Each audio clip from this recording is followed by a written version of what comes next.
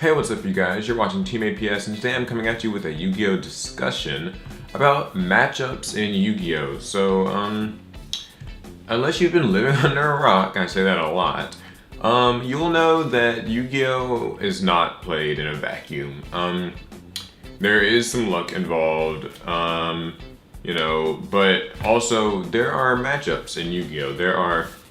When a certain deck faces another deck, one of those decks tends to have an advantage, just innately, and that can be because a deck just is faster, like it just sets up faster, it can draw more cards, get to the pieces it needs more quickly, or it can be because a deck has just powerful plays that another deck can't answer, or that just kind of shut the opponent down. Or it could be that, the deck just has more outs to what the opposing deck can do. So if that doesn't make any sense, some examples would of course include like Constellars versus say Evil Swarms when they were both kind of popular decks. So I guess I'll preface it by saying Evil Swarms had pretty good matchups against decks like Mermails, decks like Dragon Rulers, because Ophion single-handedly sort of made a lot of matchups, skewed them in the favor of Evil Swarms. If a deck ran lots of high-level monsters, Evil Swarms tend to give those decks problems. But Constellars, not only were they immune to Evil Swarm's greatest strength, because none of the Constellars are like level 5 that you play anyway.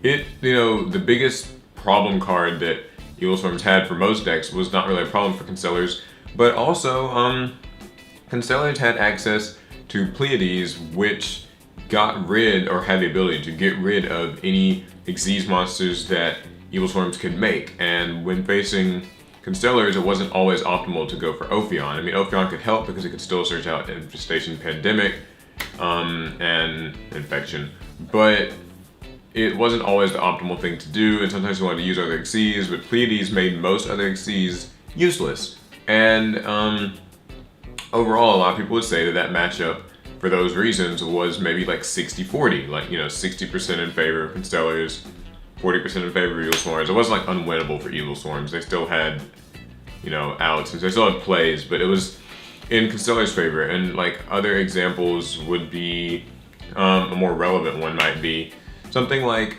Burning Abyss against, Shaddolls or Cleforts or Satellar Knights, and the way that those decks interact with each other. Because as we all know, there are certain decks that Cleforts have a tougher time against, Burning Abyss arguably, but there are decks that Cleforts can usually just beat pretty solidly, like Shaddolls and I guess Satellar Knights too. Satellar Knights tend to give decks that are slow-paced a lot of trouble. So if a deck can't quickly get plays out, then Satellar Knights will just kind of out-advantage you, out-resource you, and then things like Satellar Nova Alpha will pin you down, and Trigger will just back up your progress. So if you're like a deck like Gravekeepers, where you have to just set these cards, set spies, try to keep a Necro Valley on the field, things like that, then when Trigger comes out, it just sort of bounces all your progress back. And slower decks just have trouble with Satellar Knights. Mermails versus Fire Fist, that was another relevant one. A lot of people would say that was a Mermails favorable matchup.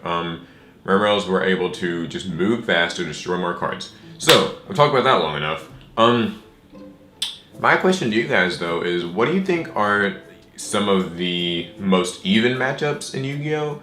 And why? And what do you think are some of the most skewed, polarized matchups? Because there are matchups in Yu-Gi-Oh! That feel like they might just be like 100-0, like a certain deck almost always wins unless you just really mess up. Or do you believe that matchups don't exist and you can just play Yu-Gi-Oh! And outplay your opponent and be fine no matter what?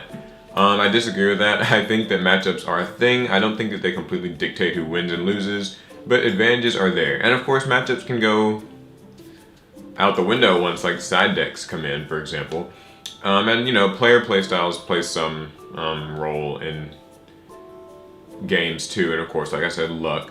But I do feel like matchups exist. I feel like they influence things.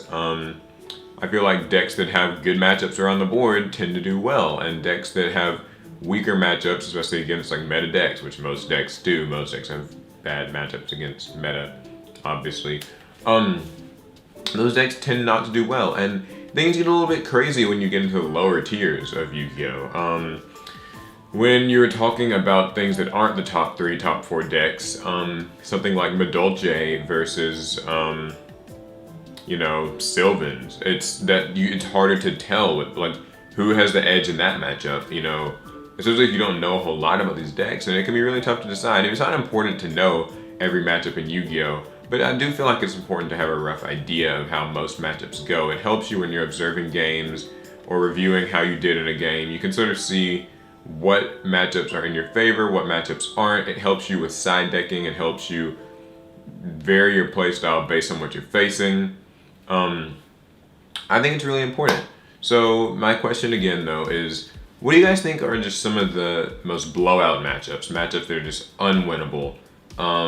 Things that are heavily skewed, like Evil Swarms versus, you know, Mermails for a long time was considered pretty heavily in their favor, almost unlosable. I wouldn't go so far as to say that. I saw a lot of Mermail players do really well.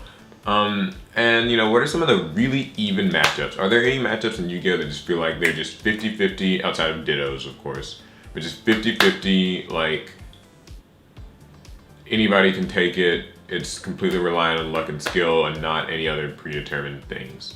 So, that concludes my discussion for today. I hope you guys enjoyed it. I hope it kind of got you thinking. I mean, I know a lot of people already know about matchups, but not everybody thinks about them all the time. So I figured it's something interesting we can talk about in the comments. And since I've got your attention somewhat, I figure I'll go ahead and mention some other stuff about the channel. You can follow me on Facebook. I have a Facebook fan page, the link's in the description.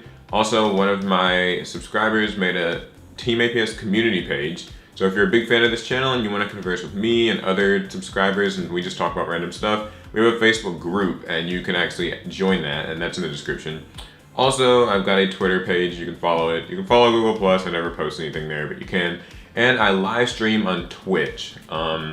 Sometimes I never really like necessarily have a plan for it. I might live stream randomly today, or I might live stream tomorrow, but usually I do it on weekends. So, and I'm usually with like the twins or Trell. Also, I'm going to try to be starting a Let's Play on my channel pretty soon of Yu-Gi-Oh! Duelists of the Roses. So if you like that game, it's for PlayStation 2, you can look forward to a Let's Play. It's going to be me and the twins in the video. So we will all be just playing and doing commentary. It'll be pretty cool. And I hope you look forward to that. That's all for now. Subscribe. We'll catch you guys later. See ya.